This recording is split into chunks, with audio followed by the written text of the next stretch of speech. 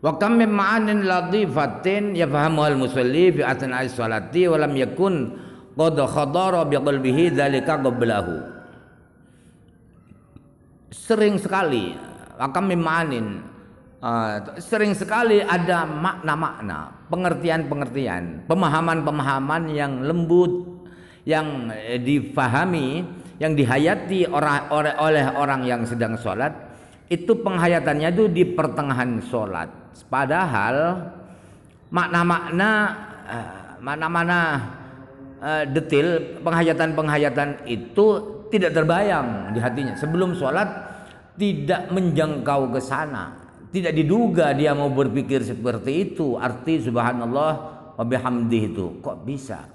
Maha suci itu, Allah itu tidak suci dari apa yang tidak pantas. Tidak pantas Allah makan, Allah tidur, Allah lelah. Punya pikiran seperti itu, padahal sebelum sholat tidak terbersit mau menghayati seperti itu. Sering itu. Makanya tidak sama setiap orang dalam menghayati bacaan-bacaan sholat. Amin hadzal wajhi kanat as-salatu nahyatan 'anil fahsya'i wal munkar. Fa innaha tufhimu umuran tilkal umuru tamna'u 'anil fahsya'i la mahalata. Amin hadzal wajhi dari atau wajih itu alasan lah, katakan alasan. Karena alasan ini, karena alasan di bacaan-bacaan sholat itu punya makna, penghayatannya beragam orang. Setiap orang beragam, maka jadilah sholat itu adalah sesuatu yang bisa melarang dari perbuatan keji dan perbuatan mungkar, perbuatan yang tidak disukai oleh syarak. Kenapa? Karena penghayatannya sangat mendalam, karena benar-benar menghayati. Maka sholat akan memalingkan, akan menjauhkan orang dari perbuatan jahat dan perbuatan mungkar. Kenapa demikian? Karena sholat itu akan memberikan hal-hal, akan memberikan pemahaman sesuatu yang sesuatu itu akan menjadi penghalang dia untuk berbuat jahat, berbuat sesuatu yang tidak baik. Pasti itu. Pasti di sholat itu memberikan makna-makna, yang makna-makna itu nanti kalau dihayati akan menjauhkan orang itu dari perbuatan jahat. Pasti, la mahalat itu pasti. Amma ta'zimu bahwa amrun wara'a huduril qalbi wal fahmi. Idzir rajulu yukhadibu abdahu bikalamin huwa hadirul qalbi fihi mutafahimun limaknahu wa la yakunu mu'azziman lahu. Ada takzim itu yang kedua dari 6 itu ya, kan 6 poin itu. 6 poin yang kedua adalah takzim, mengagungkan, menghormati. Mengagungkan. Apa itu mengagungkan itu? Mengagungkan itu adalah sesuatu yang dibalik, di luar ya. Dibalik hadirnya hati. Artinya hadir hati itu bukan takzim. Takzim sendiri, hudurul qalbi sendiri, tidak satu kesatuan, bukan. Kenapa demikian? Faham ya. Faham dengan takzim beda, begitu. Kenapa? Sebab kadang-kadang ada orang berbicara dengan budaknya. Kalau dulu, kalau sekarang bos kepada karyawannya, kepada asistennya. Bos kepada karyawannya. Karyawan ini tahu apa yang dibicarakan, hadirul qalbi fi, apa yang diucapkan oleh bosnya itu tahu. Mutafahimun limaknahu, dia menghayati makna daripada apa yang diucapkan, disampaikan oleh bos ini. Tetapi walaikunu mu'adziman, tetapi si karyawan ini, si asisten ini tidak menghormati, tidak mengagungkan bosnya. Itu wajar terjadi, banyak terjadi itu. Fatta'zimu zaidun alaihima.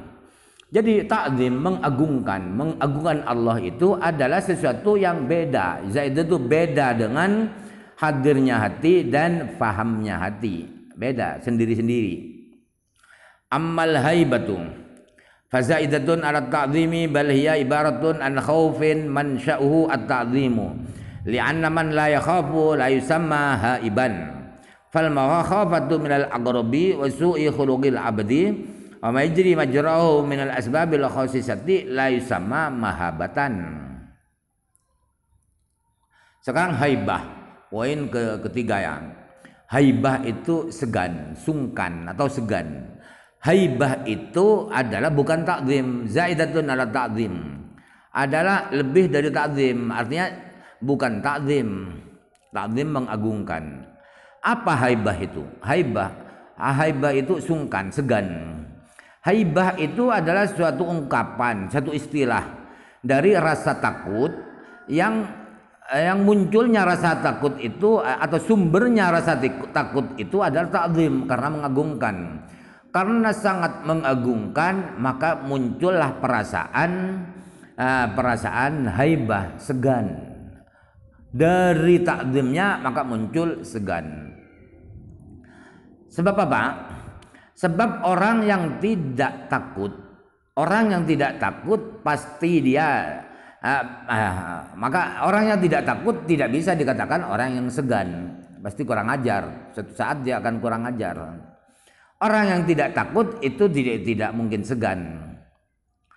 Jadi takut kalajengking, takut dengan skorpion, dengan kalajengking, takut disengat skorpion, takut dengan kebejatan akhlak seorang hamba, takut dicuri motornya, takut dicuri sapinya oleh itu bajingan, oleh maling itu. Akhirnya dia takut diberi rokok, misalnya diberi uang, dan yang sejenis itu. Takut yang disebabkan oleh faktor-faktor murahan, khususnya itu oleh sebab-sebab murahan yang selevel itu tidak bisa dikatakan mahabbah. Itu bukan namanya segan. Takut kepada maling, takut dengan ular, itu bukan segan, beda. Takut biasa itu. Balil khawfu minas sultani al mu'azzami yusamma mahabatan wal haibatu khawfun masdaruhal ijlalu. Bahkan takut kepada presiden, kalau sekarang ya raja, takut kepada raja yang diagungkan oleh rakyatnya, itulah yang dinamakan mahabbah, itu namanya segan. Keseganan itu adalah rasa takut yang sumbernya adalah ijlal, adalah mengagungkan, adalah merasa wibawa, merasa beliau itu adalah berwibawa.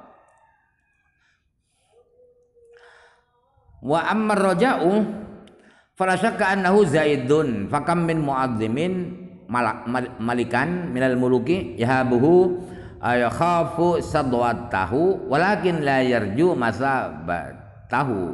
masubatahu. Nah sekarang roja itu keempatnya, kelima ya. Roja itu poin kelima daripada makna-makna sholat. Roja itu berharap, harapan, asa.